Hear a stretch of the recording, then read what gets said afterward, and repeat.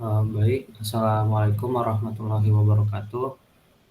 Eh, Kami dari kelompok Polyloop dengan aplikasi yang kami kembangkan yaitu Polyclub akan mempresentasikan progres mingguan kami untuk sprint yang ke-6 dengan target progres yaitu 75% selesai. Tim kami beranggotakan Ahmad Faiz Al-Auzai dengan NPM 23, lalu Asep Bodiana Muharam dengan NPM 29, dan saya Muhammad Dikri NPM 75. Sedikit kilas balik mengenai aplikasi kami. Aplikasi ini merupakan sebuah platform yang dapat menghubungkan dua orang atau lebih untuk dapat saling berkomunikasi secara virtual dengan membahas berbagai macam topik yang dapat dipilih sesuai dengan keinginan pengguna. Untuk fitur-fitur kami ada 12 dan minggu setelah minggu ini 11 fitur sudah kami selesaikan dan tercatat tinggal fitur help atau bantuan yang belum terimplementasikan dan akan diimplementasikan minggu depan. Untuk tim dan role-nya yaitu Ahmad Faiz sebagai UI UX dan front end, Asep Budiana sebagai back end dan DevOps, lalu saya sebagai project manager dan scrum master. Untuk project manager yaitu tugasnya mengatur progres dan jalannya pengembangan aplikasi. Proses pengembangan aplikasi dibagi menjadi beberapa backlog untuk memudahkan pekerjaan setiap tasknya.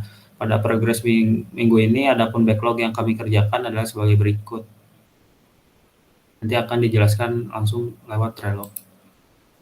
Untuk progres minggu ini tercatat 92% telah selesai. Progres fiturnya itu ada 3. Yang pertama invite from contact, yang kedua notification, yang ketiga about. Untuk presentasi mengenai deskripsi progres sudah selesai, lanjut ke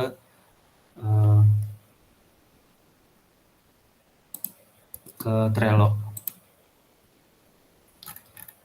Untuk Trello yang pertama dari backend, notifikasi untuk reminder, follower, dan membuat room sebagai user. Tasknya yang pertama ada set up one signal dengan 3 party notification, lalu update choose topic dengan setup tag di one signal, lalu update create room dengan mengirimkan notifikasi room baru pada following dan pada topik, lalu update follow dengan mengirimkan notifikasi untuk follower baru, lalu API set reminder untuk room yang terjadwal, lalu API get all notification, lalu API cancel reminder scheduled room, jadi meng-cancel room yang terjadwal, lalu update API checking is reminder setelah set. Untuk definition of done-nya, API dapat digunakan, lalu respon sesuai dengan tampilan, lalu notifikasi dapat berfungsi dan muncul. Lalu untuk tampilan dari notifikasi untuk reminder, follower, dan membuat room. Yang pertama ada halaman rewrite notifikasi, lalu halaman setting notifikasi, setup one signal di Flutter-nya, lalu implementasi API set reminder, schedule room, lalu implementasi API get all notification, lalu implementasi API cancel reminder schedule room, lalu update card room, fungsinya untuk remind me beserta state card-nya. Definition of done-nya, yang pertama daftar riwayat notifikasi dapat muncul, lalu dapat men-setting notifikasinya, lalu API dapat terimplementasi dengan baik, fitur dari API dapat berfungsi dengan baik, lalu one signal dapat digunakan pada Flutter.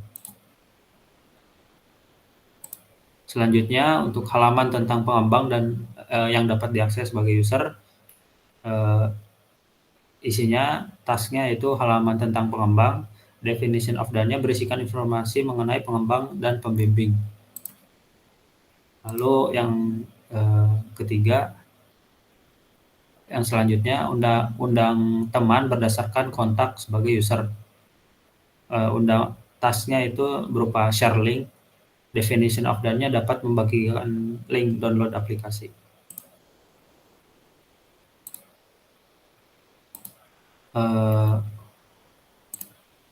Dari saya cukup. Selanjutnya akan dijelaskan mengenai codingannya oleh teman saya. Silakan. Mungkin dari backend dulu. Ya, silakan. Izin session. Oke. Nah, jadi untuk minggu ini dari backend fokus ke notifikasi yang cukup kompleks dan agar memudahkan kita dalam pengembangan notifikasinya, kita pakai third party yang namanya OneSignal. OneSignal ini yang menghandle semua kebutuhan notifikasi kita, sehingga nanti notifikasi dari backend bisa sampai ke handphone pengguna atau ke smartphone pengguna. Kurang lebih muncul seperti ini. Untuk codingannya seperti berikut. Pertama dimulai dari follower controller. Di sini ada fungsi yang mana untuk mengirim notifikasi ketika ada seseorang yang telah memfollow kita. Itu ada di sini. Nah, ini sini mengupdate API yang sebelumnya yang add follower, dan menambahkan headingnya apa. Ini yang berisi judul dari notifikasinya, misalkan di sini follower baru. Terus kontennya apa, mana isi dari notifikasinya itu nanti berisi apa. Misalkan di sini namanya telah mengikuti Anda. Di sini ada Android channel ID-nya untuk kebutuhan ininya, kategorinya, dan ini ada grupnya untuk grouping nanti ketika muncul notifikasi di handphonenya. Ini nanti notifikasi akan muncul icon berupa avatar dari si yang telah memfollow kita. Nah, ini kurang lebih di sini pakai library OneSignal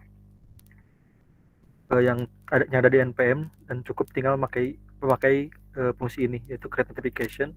Masukkan data yang tadi dibutuhkan, barulah nanti akan notifikasi akan sukses muncul ke smartphone-nya atau ke platternya. Cukup pakai satu fungsi ini aja. Itu untuk kemudian progres selanjutnya di controller help.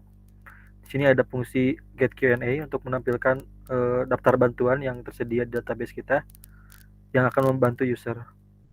Ini cukup pakai query select all atau find all.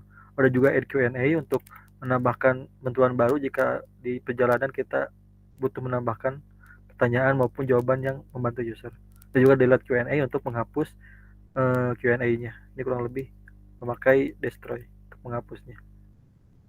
Dan di notification controller, di sini ada find all notification untuk menampilkan list notifikasi yang telah masuk ke si usernya, terkhusus untuk yang telah memfollow-nya gitu. Nanti akan ada list-listnya. Ini pertama diambil dari find all dari tabel notifikasi, karena kita merecord setiap notifikasi yang telah memfollow. Kemudian nanti dikeluarin, dan dengan kondisinya itu user ID-nya itu sama dengan si user yang loginnya gitu. Ini cukup get all aja seperti biasa. Di room controller ada beberapa tambahan untuk menembak notifikasi, misal di create room. Ini berarti nanti akan ada notifikasi yang masuk ke user yang baik itu yang memfollow topiknya dengan topik yang sama, atau yang memfollow orangnya, atau memfollow si hostnya gitu. Kurang lebih konten heading dan lainnya sama, mungkin bedanya ada di sini di filter. Di sini pakai tag topik ID, topik satunya apa, topik 2-nya apa, topik 3-nya apa gitu. Dan ini sama ditambah untuk menambahkan external user ID, yang mana kita spesifikasikan untuk following si hostnya gitu. Jadi si host, yang orang-orang yang memfollow host itu akan dapat notifikasi ini gitu. Untuk fungsinya kurang lebih sama, pakai create notification. Ada juga set reminder, di sini sama kurang lebih seperti yang sebelum-sebelumnya. Bedanya di sini ditambahkan send after, yaitu mengirim setelah waktu yang telah kita tentukan. Itu di sini kita pakai library moment untuk parsing dari timestamp ke format seperti ini. Nah, nanti di sini akan membuat notifikasi yang terjadwal gitu, sesuai yang roomnya dimulai. Kurang lebih ininya sama, kita notifikasian juga. Kemudian cancel reminder ini untuk kan ketika tadi di sini kita membuat reminder notifikasi, di sini kita untuk mengcancelnya, membatalkan si notifikasinya gitu. Di sini pakai fungsinya cancel notification dan masukkan notifikasi ID-nya ke OneSignal. Gitu. Nah, di get start time juga kita tambahkan is reminded. Jadi nanti ketika list room yang terjadwal akan ketahuan nih apakah ini sudah ada notifnya, apa sudah di set remindernya atau belum gitu. Sehingga nanti user bisa memudahkan mau nge-set remindernya atau belum di set gitu reminder, sehingga kan kalau belum kan bisa nge-set reminder lagi. Oke, itu segitu saja untuk yang di room. Yang di user mungkin bentar. Oh, ada satu yang user. Di choose topic kita pakai fungsi edit text with external user ID device untuk mengedit tag-tag yang di signalnya. Kan tadi ketika kita create room notifikasi berdasarkan topiknya dipilih, kita harus ngeset topik-topik apa saja sih dari user tersebut di OneSignal-nya. Nah, itu fungsinya pakai ini, edit text with external user ID device. Ini help model yang digunakan untuk model yang tadi kita buat, yang isinya ada pertanyaan dan jawaban. Di sini index model, di sini kita definisikan foreign key-nya. Pokoknya application model berisi konten dan icon. Reminder model juga cuma berisi notif ID, yang mana untuk kita gampang menghapus reminder yang telah terjadwal.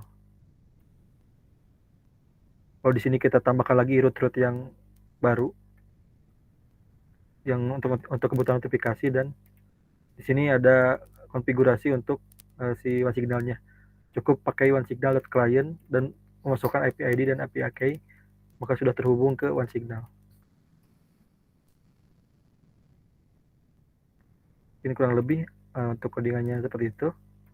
Selanjutnya dilanjutkan ke Postman mungkin. Sebentar. Untuk dokumentasi API-nya. Kurang lebih kalau untuk yang create room dan follow seseorang itu nggak ada bedanya sih dari responnya, karena itu kan terjadi di belakang gitu ketika dia request notifikasi ke OneSignal. Ini yang membedakannya itu cuma satu, di yang barunya itu ada di help. Jadi untuk get Q&A, dia menampilkan list Q&A-nya dan responnya itu data Q&A-nya. Ada juga add Q&A untuk menambahkan Q&A baru yang berisi pertanyaan dan jawaban. Ada juga delete Q&A untuk menghapus Q&A yang udah ada. Dan juga ditambahkan terakhir ada get all notification untuk melihat daftar notifikasi apa saja sih yang ada di user tersebut. Dan dia menampilkan list dari model notifikasi dan diurutkan dari yang terbaru. Mungkin ada dua lagi. Yang pertama ada set reminder schedule room. Dia cukup memasukkan untuk parameternya, memasukkan ID roomnya dan token yang berisi user ID-nya gitu, sehingga nanti yang keluar akan keluar model dari notif, dari model notif. Dan terakhir ada cancel reminder schedule room untuk menghapus reminder dengan memasukkan room ID-nya dan token yang berisi user ID. Nah, mungkin sekian yang dapat disampaikan dari backend. Kembalikan lagi ke Dik. Baik, terima kasih Budi atas penjelasannya mengenai backend. Selanjutnya dijelaskan mengenai frontend oleh Faiz. Silakan.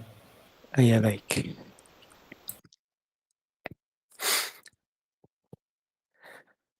Jadi mungkin yang pertama ada sedikit, tampilan dari desain mungkin ya. Jadi kan minggu ini kami mengimplementasikan dari notifikasi mungkin kurang lebih seperti ini tampilannya, kemudian tentang pengembang, seperti ini, dan juga mungkin dari update, eee, profile di sini ada pengaturan beberapa tambahan pengaturan.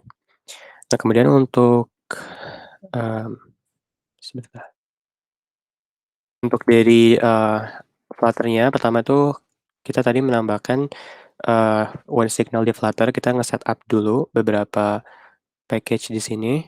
Dia pertama di-call di, main fungsi-fungsi mainnya kita memanggil initialize, one signal-nya. Di sini juga dipanggil, kita mengeset app ID sesuai dengan yang udah ada di dashboard one signal-nya. Kita juga mengeset external user ID pada saat ketika login, seperti itu. Ini untuk set user ID dan untuk unset user ID ketika user logout dari aplikasi.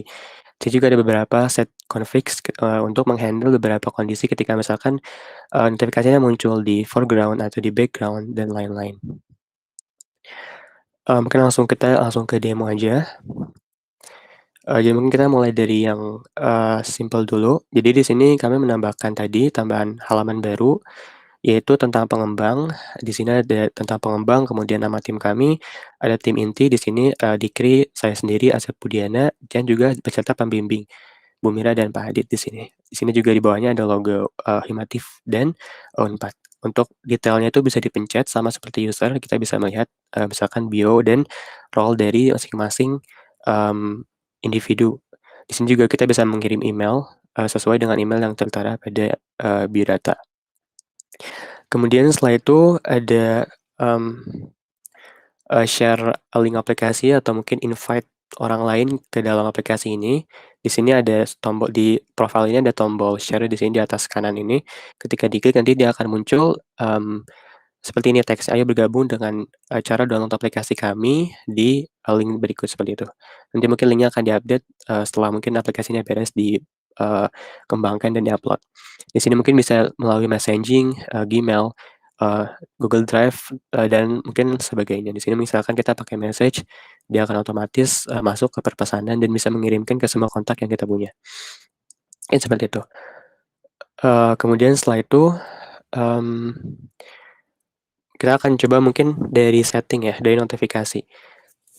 Mungkin notifikasi yang awal itu notifikasi dari misalkan ketika seseorang nge-follow, user lain. Misalkan di sebelah kanan ini ada user dengan nama Ahmad Faiz dengan, username-nya Ahmad F204, sedangkan di sebelah kiri ini ada device dengan username Ahmad201 dan profile picture seperti yang ada pada layar. Misalkan kita, di HP kanan, kita akan mencoba mencari search, user yang sebelah kiri di, cari pengguna di sini, kita menemukan di sini ternyata sudah diikuti, kita coba unfollow dulu. Nah, ini udah unfollow, berarti fungsi unfollow-nya sudah berjalan dengan baik. Sekarang kita coba untuk follow kembali user di sebelah kiri. Dan dia otomatis setelah kita follow berhasil, ada notifikasi di sebelah kiri bahwa kita mendapatkan follower baru. Di sini ketika kita mungkin, tarik, kita mendapatkan, follower baru namanya telah mengikuti Anda, seperti itu. Dan juga ketika kita lihat profilnya di sini tadinya selangnya 3, di sini, pengikutnya bertambah jadi 1. Pengikutnya ini mungkin user yang sebelah kanan tadi, Ahmad F204 seperti yang tertera di sini. Nah, di sini. Itu mungkin untuk notifikasi following followers. Kemudian yang kedua itu notifikasi ketika seseorang, membuat room, ada 2 jenis, misalkan ketika seseorang membuat room sesuai dengan topik yang kita ikuti, ada juga ketika seseorang yang kita follow membuat room baru gitu. Misalkan kita coba buat room di sebelah, kiri ya. Misalkan kita, sebentar, di sebelah kanan ini kita bisa lihat bahwa, user kanan ini topik yang disukainya game, kesehatan, dan sosial. Kita misalkan, sebelah kirinya bikin, room baru, room game misalkan. Topiknya kita pilih game. Kemudian deskripsinya dan misalkan diskusi game. Ya, ini bisa, jadwalnya bisa ditambahkan atau tidak. Tapi sementara kita coba tambahkan juga, mungkin nanti karena kita akan mengetes juga reminder-nya apakah berjalan dengan baik atau tidak. Misalkan kita set tanggal 30, oke, kita buat room, Oh, ada yang waktunya belum, misalkan jam 10. Jam 11. Jadi kita buat room baru dengan topik game. Harusnya tuh di sebelah kanan dia akan muncul notifikasi baru. Nah, di sini dapat dilihat bahwa ternyata notifikasi baru Ahmad Faiz telah membuat room baru, yaitu room game. Dan ada di sini deskripsinya dari room tersebut. Berarti sudah dapat berjalan dengan baik sih notifikasinya.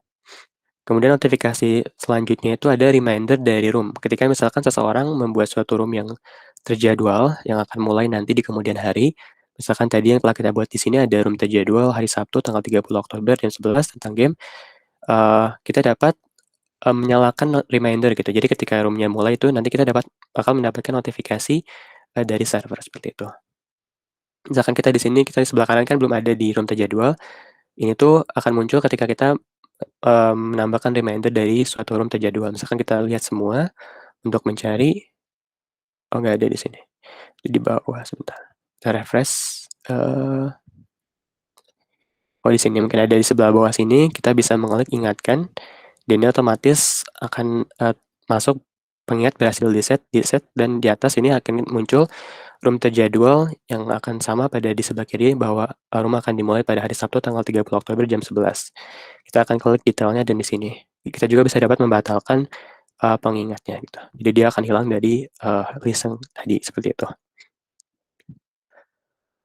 Kita juga sebenarnya menambahkan beberapa fitur baru, misalkan tadi pull to refresh. Jadi kita misalkan untuk refresh ini kita dapat menarik.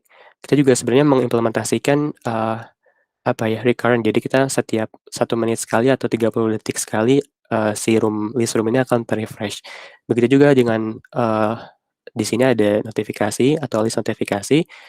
Mungkin di sini akan muncul beberapa orang yang telah memfollow kita. Misalkan tadi user di sebelah kanan tadi nge-follow user sebelah kiri, maka dia akan muncul seperti ini. 3 menit yang lalu Ahmad Faiz telah mengikuti kamu, seperti itu.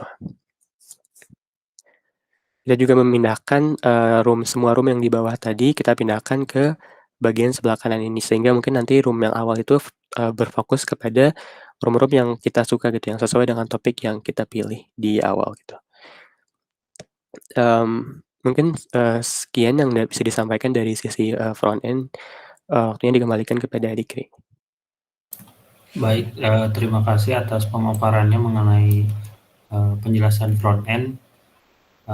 Selanjutnya akan saya jelaskan sedikit penjelasan mengenai rencana minggu depan. Untuk rencana minggu depan, yang pertama ada bantuan, yang kedua itu tanda room ketika telah selesai berlangsung, lalu refaktor backend, lalu kebijakan privasi dan syarat tampilan syarat dan ketentuan. Untuk pemaparan mengenai progres minggu ini sudah dijelaskan semuanya dan sudah cukup. Sekian dari kelompok kami. Assalamualaikum warahmatullahi wabarakatuh.